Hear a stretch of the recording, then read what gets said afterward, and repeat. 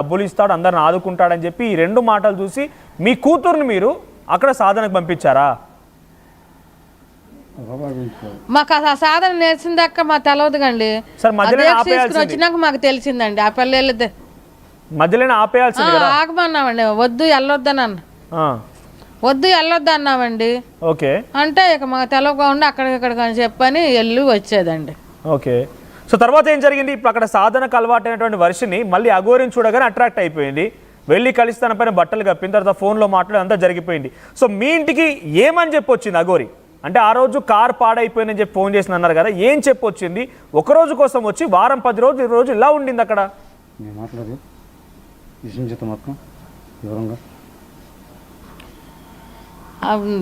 Car చెడిపోయిందని వచ్చి నాకు car అవ్వలేదు, వెళ్ళి ఎక్కడ ఉండాలి, ఉంటానమ్మా అని బతిలాడి ఉందండి 2 రోజులు. మీరే బలవంతంగా మీ ఇంటికి తీసుకెళ్లారని అఘోరి చెప్తోంది. మేము అసలు బలవంతం చేయలేదండి. ఆమె వేషధారణ చూసి మాకు భయం వేసి మా ఇంటికి రావద్దని మేము ఫస్ట్లో ఎడంగా ఉన్నామండి. మరి భయపడిన వాళ్ళు మీరు తను రాకుండా నిలువరించాలి, అవసరమైతే రాకుండా ఉండే విధంగా చూడాలి, కానీ ఇంటికి తీసుకొచ్చుకొని వారం 10 రోజులు ఎందుకు పెట్టుకున్నారమ్మా? నిలువరించామండి. ఆ వారం 10 రోజుల్లో ఆమెకి మాకు గొడవలు అయ్యి ఆమె బ్యాగ్ ఇసిరేసేసానండి. ఇసిరేసినాక మళ్ళీ ఏడ్చి కాళ్ళు పట్టుకుని ఉంటానమ్మా, ఇంకేడకెళ్ళను, ఏడే ఉంటాను, 2 రోజులు అయిపోయిద్దని బతిలాడి ఉందండి. ఓకే, సో వర్షిని దగ్గరికి అఘోరి వచ్చింది ఆ రోజు, అక్కడ 1 వీక్ మీ దగ్గర ఉంది కదా. ఒకసారి అఘోరి బిహేవియర్ ఎట్లా ఉంటుంది, అఘోరి ప్రవర్తన ఎట్లా ఉంటుంది చెప్పండి. 1 వీక్ మీ ఇంట్లోనే ఉంది కాబట్టి. ఆమె గసేపు బాగుండిద్ది, గసేపు ఏడ్చిద్ది, కొట్టిద్ది, పిల్లని తిట్టిద్ది. ఆమె బిహేవియరే అసలు నచ్చలేదండి నాకు. మరి మీ బిడ్డ పైన మా ముందలే పిల్లల్ని కొట్టడము, మా ముందలే అన్ని గిరాట్లైటు, మీ బిడ్డ పైన ముద్దులు పెడతాం. తెలియని వ్యక్తి వచ్చి మీ ఇంట్లో తలదాచుకుంటానని చెప్పి వచ్చి కొడితే మీరేమనలేదా? అరిసామండి. అరిస్తే అప్పటికప్పుడు అలిగిపోయి వెళ్ళిపోయిందండి. ఎప్పుడు అలిగింది అంటే వచ్చిన రోజైనా తర్వాత ఇన్ని రోజులకి ఎలా జరిగింది? వచ్చిన 3 రోజులకి జరిగిందండి అట్లా. ఇక అలిగి వెళ్ళిపోయిందండి.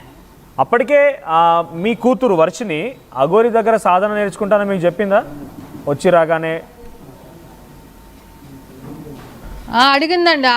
అంటే ఆమె చేతకాడ అడిగిచ్చిందండి. ఆమె అఘోరి మెమ్మాయికి సాధన నేర్పిస్తాను, నేను పూర్తిగా తీసుకెళ్తామంటే మేము ఏడిసామండి.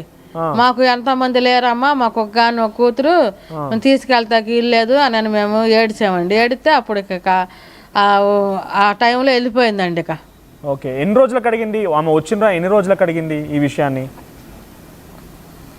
ఫస్ట్ సారి వచ్చినప్పుడు ఏమి అడగలేదు. 2వ సారి వచ్చినప్పుడు 2వ 3వ రోజుకి అడిగితే మా పిల్లల్ని తీసుకెళ్ళొద్దు అని మేము అరిసామండి. అరిస్తే ఆమె వెళ్ళిపోయిందండి.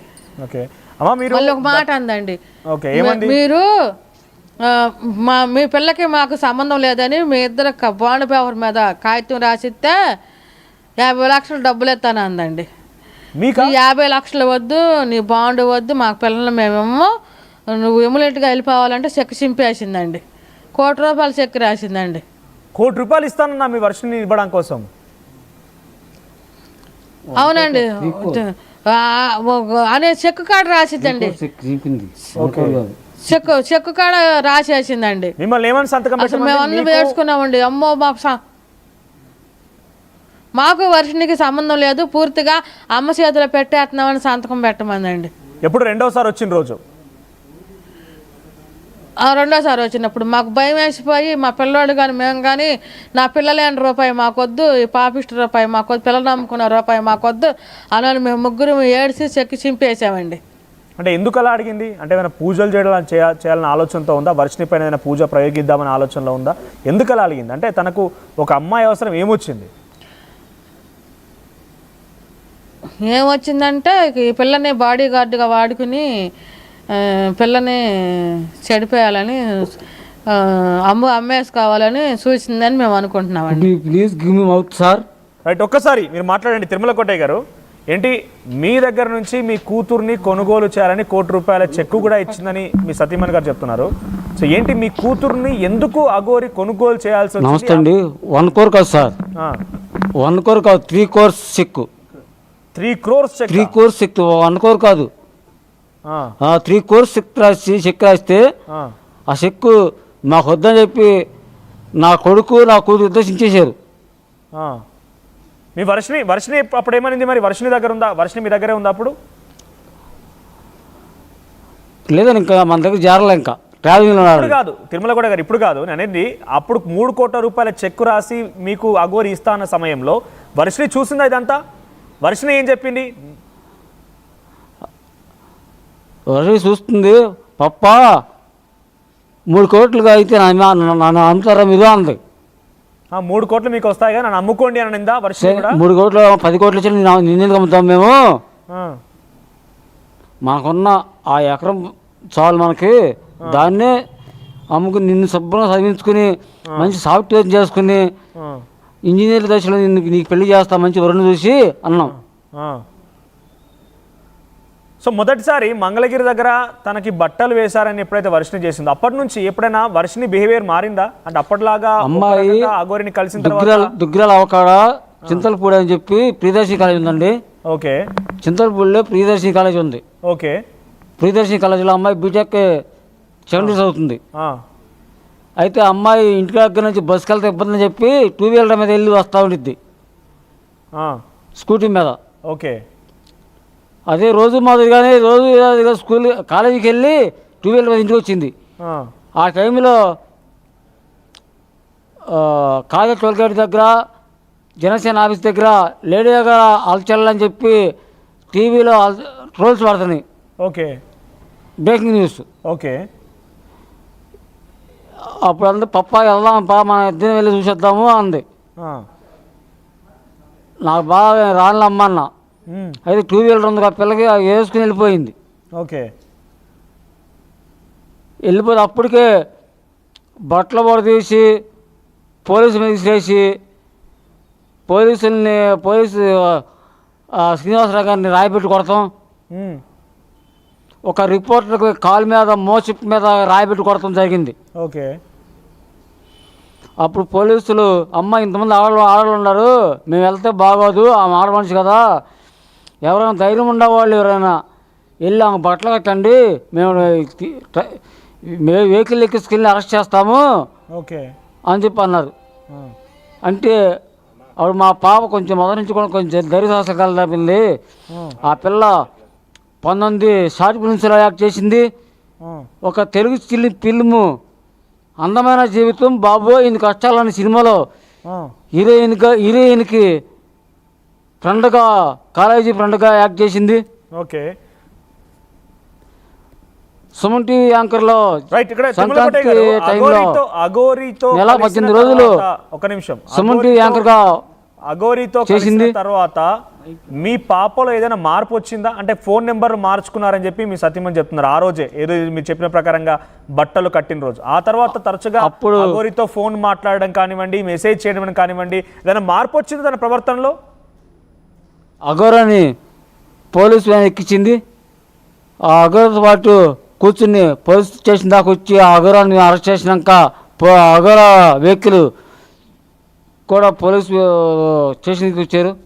ఓకే, చెడిపోయిన వెహికల్ని వాళ్ళ వ్యాన్ వాళ్ళ పోలీస్ వెహికల్కి కట్టుకొని తీసుకొచ్చారు.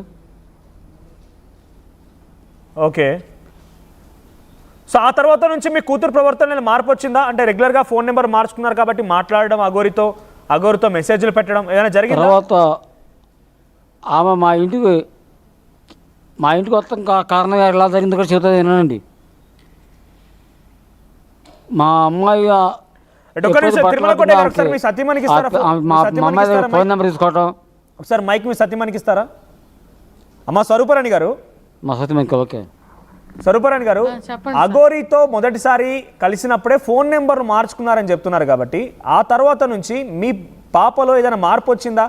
ఫోన్లు మాట్లాడడం కంటిన్యూస్గా అఘోరి గురించి చూడడం, అఘోరి గురించి ఎప్పుడు వేషధారణ నచ్చలేదని చిరాకు పడే పాప అవంటే కొంచెం సుముఖంగా ఉంటాము, అమంటే వెళ్ళటానంటాము అట్లా చేసిందండి.